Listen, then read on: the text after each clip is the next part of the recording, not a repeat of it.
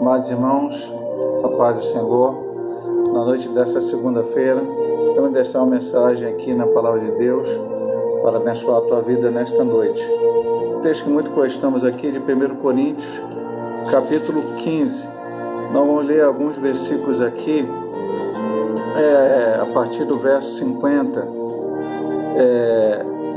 até o 58, 1 Coríntios 15. E agora digo isto, irmãos, que carne e sangue não podem herdar o reino de Deus, nem a corrupção herda a incorrupção. Eis aqui vos digo um mistério. Na verdade, nem todos dormiremos, mas todos seremos transformados. No momento, num abrir e fechar de olhos, ante a última trombeta, porque a trombeta soará, e os mortos ressuscitarão incorruptíveis, e nós seremos transformados. Porque convém que isto que é corruptível se revista da incorruptibilidade, e que isto que é mortal se revista da imortalidade. E quando isto que é corruptível se revestir da incorruptibilidade, e isto que é mortal se revestir da imortalidade, então cumprir-se-á a palavra que está escrita: tragada foi a morte na vitória. Onde está a morte, o teu aguilhão? Onde está o inferno, a tua vitória? Ora, o aguilhão da morte é o pecado, e a força do pecado é a lei. Mas graças a Deus, que nos dá a vitória por nosso Senhor Jesus Cristo.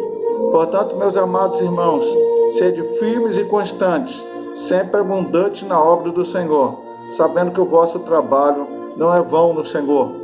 O apóstolo São Paulo, como eu disse em outras pregações, não escreveu as cartas aleatoriamente. Ele escreveu as cartas porque em cada igreja haviam alguns problemas específicos e ele teria que tratar desses problemas. Mas, de antemão, Deus já sabia que isso serviria para a igreja em todos os tempos, em todas as dúvidas que tinham. Por exemplo, na carta aos Coríntios, principalmente na primeira carta, lá no início havia uma discussão: eu sou de Paulo, eu sou de Pedro, eu sou de Apolo, eu sou de Cristo, e estava todo mundo errado, porque um se achava melhor que o outro. Também na primeira carta, fala da Santa Ceia do Senhor, no capítulo 11, onde havia algumas coisas que eles faziam antes da ceia, algumas situações que não eram boas, e aí, na hora da ceia, um estava brigado com o outro, e aí Paulo nos ensina o que ele recebeu do Senhor e nos mostra como deveria ser a ceia do Senhor. Também no capítulo 12 ao 14, Paulo dá uma orientação muito interessante sobre os dons do Espírito, o batismo com o Espírito Santo, como exercer os dons. Então, há várias coisas que na igreja de Corinto havia dúvidas, havia dificuldades. Paulo escreveu e nós recebemos a orientação. E o capítulo 15 desta primeira carta aos Coríntios é o capítulo que nos vai revelar, vai nos mostrar sobre a ressurreição. Havia dúvidas também entre os coríntios sobre como seria a ressurreição. E alguns achavam até que tinha que batizar pelos mortos, que isso é uma doutrina completamente contrária à palavra de Deus. Ao homem cabe morrer uma só vez, depois disso vem o juízo. Hebreus capítulo 9, 27. E tantos outros textos correlatos que nos mostram que a nossa decisão é nesta vida. Depois que morremos, não tem mais solução. Então não adianta eu batizar pela minha avó, pela minha tia que já morreu, pelo meu pai ou pela minha mãe, que tem pessoas que já morreram, ou pelo meu bisavô, trisavô. Isso não vai resolver, porque se ele não resolveu aqui em vida aceitar a Cristo como Salvador, não adianta eu batizar por ele, porque não vai resolver. Mas aos Coríntios houve essa dificuldade. E ainda outras dificuldades. E Paulo escreve então essa carta, dando uma orientação assim tão forte para nós, para que nós possamos entender. Ele chega a dizer algum versículo aqui que se a nossa esperança foi só nessa vida, nós somos os mais miseráveis dos homens, porque a ressurreição de Cristo e a futura ressurreição dos salvos e a vida eterna é uma das coisas principais do Evangelho. Nós temos que entender bem isso. O cristão morre. O cristão pode perder a sua vida? Pode, de várias formas. Os apóstolos, por exemplo, a maioria deles, alguns relatados no Atos dos Apóstolos, outros apenas na história da igreja extra-bíblia, dos 12 apóstolos, né? Judas, saiu, ficaram 11, depois entrou Matias. Então, desses 12, apenas João, segundo o relato da história da igreja, morreu de morte natural. Todos os outros foram mortos. Alguns com a tradição de Tiago crucificado em forma de X, Pedro crucificado de cabeça para baixo, Paulo foi morto por Nero a espada, enfim, esses homens morreram. Então o crente morre também. O crente pode morrer de acidente natural, pode morrer de enfermidade, não é problema nenhum. O problema é que não é problema, né? A esperança é que mesmo morrendo fisicamente, nós vamos ressuscitar em Cristo. Paulo disse várias vezes. Ele estava lá no Timóteo, ele disse: olha, estou esperando a ressurreição, só aguarda a coroa. E aqui ele fala uma série de colocações. A partir dos 50, que o capítulo é muito grande, então não dá para falar sobre tudo, ele diz: carne e sangue não pode herdar o reino de Deus, nem a corrupção é da incorrupção. Além de outras coisas, essa carne está contaminada. No céu não entra pecado. Então essa carne não pode entrar no céu. Como Deus vai fazer? Ele vai ressuscitar as pessoas em um corpo glorioso. E os que estiverem vivos serão transformados em um corpo glorioso e vão herdar a vida eterna com Cristo. Então a carne e o sangue não vão herdar os céus. Com este corpo que estamos, não podemos adentrar os céus e estar diante de Deus e da sua santidade. Mas Deus, pela sua misericórdia, ressuscitou a Cristo, prometeu a ressurreição para nós, e nós ressuscitaremos um dia, se estivermos mortos ou transformados, estivermos vivos, estaremos para sempre com o Senhor. Eis aqui vos digo um mistério: na verdade, nem todos dormiremos, mas todos seremos transformados. Paulo estava dizendo para aquela geração? Não, ele estava profetizando, falando de algo que aconteceria um dia. Nem todos dormiremos, nem todos morreremos. Muitas vezes a palavra dormir no Novo Testamento, até no Antigo Testamento, fala de morte. Jesus disse aos seus discípulos a respeito de Lázaro: Lázaro dorme. Ele queria dizer que Lázaro estava morto. Depois ele ressuscitou Lázaro, e Lázaro voltou a morrer, e também vai ressuscitar no último dia. Mas nem todos dormiremos, mas todos seremos transformados.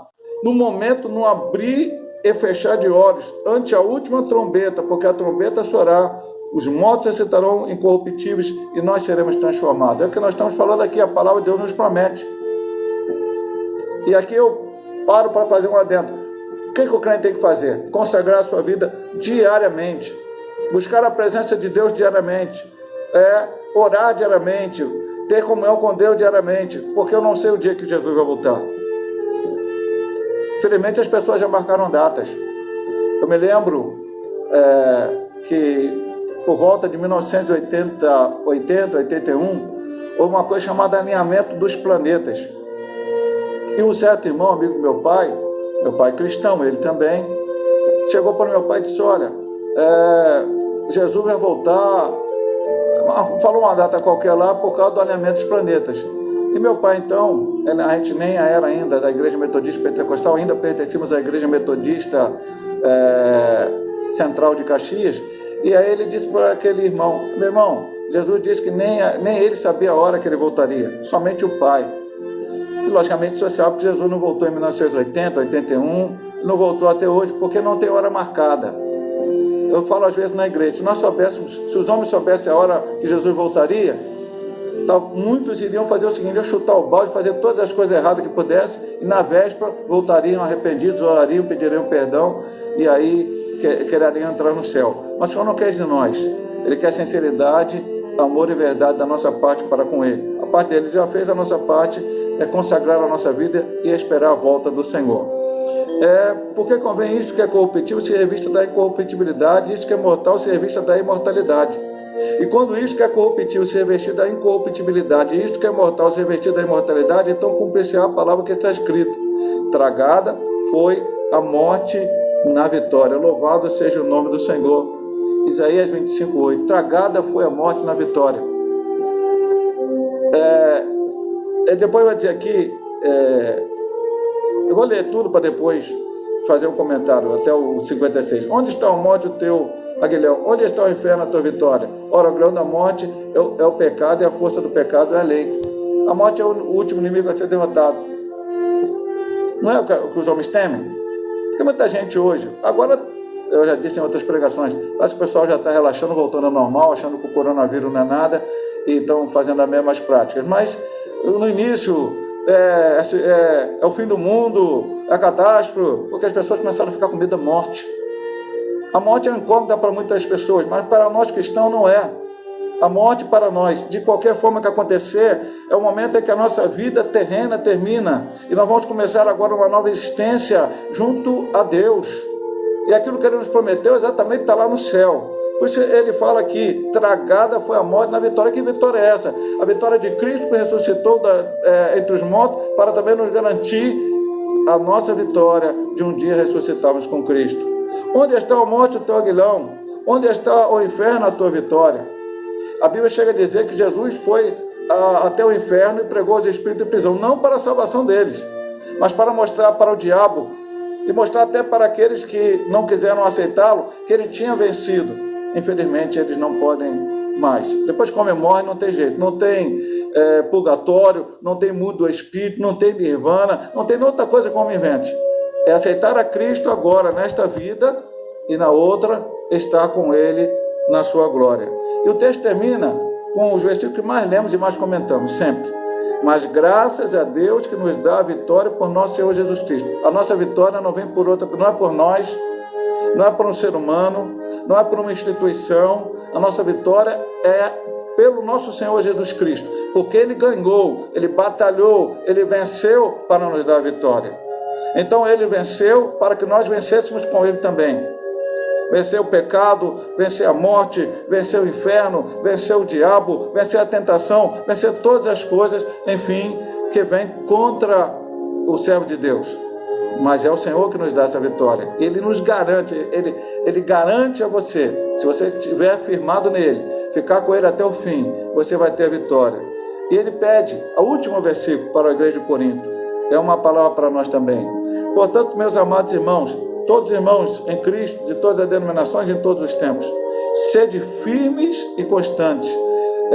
Precisamos ser firmes. Firmes em quê, pastor? Firmes na palavra. Não podemos ser levados por vento de doutrina, por ensinamento errôneo, mas temos que ser firmes naquilo que Cristo ensinou. Paulo chega a dizer aos Gálatas que se descesse um anjo do céu e pregasse um outro evangelho a ele, fosse anátema, uma maldição, porque o evangelho é esse que está na palavra de Deus.